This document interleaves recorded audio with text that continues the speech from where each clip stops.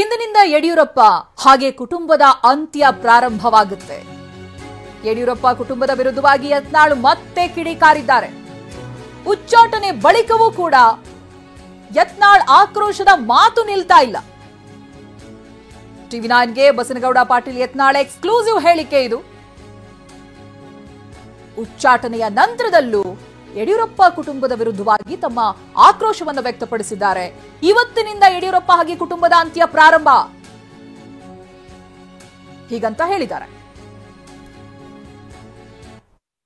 ನಾನು ಭ್ರಷ್ಟಾಚಾರ ಮಾಡಿ ಲೂಟಿ ಮಾಡಿಲ್ಲ, ಯಾವುದೇ ಕೆಟ್ಟ ಕೆಲಸ ಮಾಡಿಲ್ಲ. ಸನಾತನ ಧರ್ಮದ ರಕ್ಷಣೆ ಮಾಡಿದ್ದೀನಿ, ಗೋರಕ್ಷೆ ಮಾಡಿದ್ದೀನಿ. ನಾನು ಬಂದೇ ಬರ್ತೀನಿ.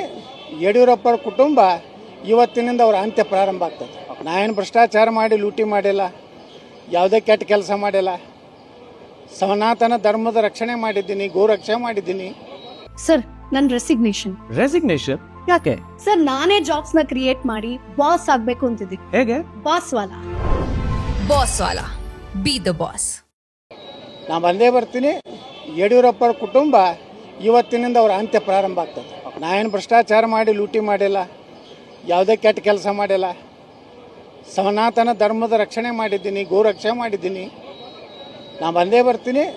ಯಡಿಯೂರಪ್ಪರ ಕುಟುಂಬ ಇವತ್ತಿನಿಂದ ಅವರ ಅಂತ್ಯ ಪ್ರಾರಂಭ ಆಗ್ತದೆ. ನಾನೇನು ಭ್ರಷ್ಟಾಚಾರ ಮಾಡಿ ಲೂಟಿ ಮಾಡಿಲ್ಲ, ಯಾವುದೇ ಕೆಟ್ಟ ಕೆಲಸ ಮಾಡಿಲ್ಲ. ಸನಾತನ ಧರ್ಮದ ರಕ್ಷಣೆ ಮಾಡಿದ್ದೀನಿ, ಗೋರಕ್ಷೆ ಮಾಡಿದ್ದೀನಿ. ನಾನು ಬಂದೇ ಬರ್ತೀನಿ. ಯಡಿಯೂರಪ್ಪರ ಕುಟುಂಬ ಇವತ್ತಿನಿಂದ ಅವರ ಅಂತ್ಯ ಪ್ರಾರಂಭ ಆಗ್ತದೆ. ನಾನೇನು ಭ್ರಷ್ಟಾಚಾರ ಮಾಡಿ ಲೂಟಿ ಮಾಡಿಲ್ಲ, ಯಾವುದೇ ಕೆಟ್ಟ ಕೆಲಸ ಮಾಡಿಲ್ಲ. ಸನಾತನ ಧರ್ಮದ ರಕ್ಷಣೆ ಮಾಡಿದ್ದೀನಿ, ಗೋರಕ್ಷೆ ಮಾಡಿದ್ದೀನಿ.